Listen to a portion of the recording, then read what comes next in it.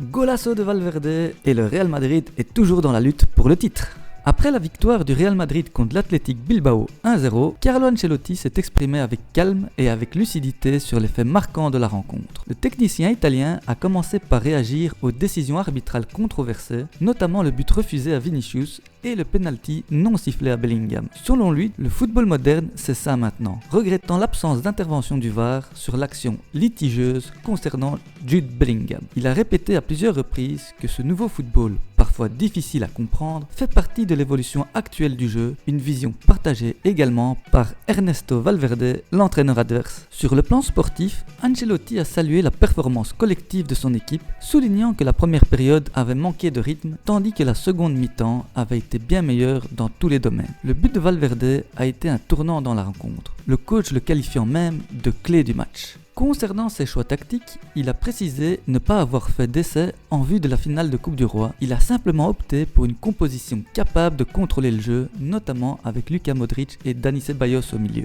Hendrik a ensuite été introduit pour apporter plus de présence offensive. Ancelotti estime que cette victoire est bénéfique pour préparer sereinement la finale. Il est aussi revenu sur le rôle de Jude Bellingham, utilisé comme faux numéro 9, une position qui avait beaucoup apporté la saison précédente. En première période, ce rôle n'a pas été pleinement exploité, mais en seconde, cela a permis au Real d'être plus dangereux, notamment sur les côtés, avec Bellingham souvent bien placé pour conclure les actions. Sur le plan physique, l'entraîneur a reconnu que son équipe avait été bien plus solide en deuxième mi-temps, plus agressif et solidaire. Le pressing et l'intensité défensive ont été à la hauteur, ce qui a empêché Bilbao de se créer de réelles occasions. Ancelotti a aussi tenu à souligner l'effort défensif et le pressing de Vinicius qu'il a applaudi depuis la touche. Il a eu une attitude fantastique, a-t-il déclaré, ajoutant que le Brésilien, bien que fatigué, avait été déterminant. Il a aussi remarqué que Vinicius n'avait pas vraiment célébré le but, preuve que le joueur traverse une période émotionnellement difficile. Mais sa réaction a été très positive et selon lui,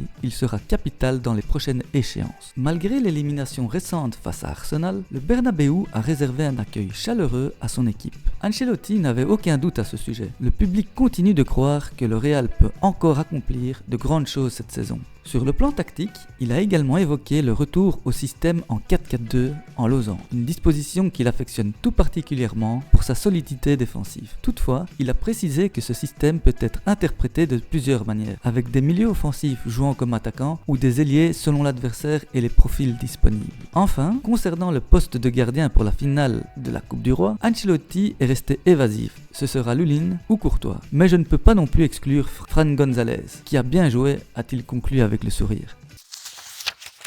C'est tout pour cette vidéo, n'oubliez pas de vous abonner pour soutenir la chaîne, activez la cloche des notifications pour ne rien manquer, le petit pouce bleu, vos commentaires et je vous dis à très vite pour une prochaine vidéo.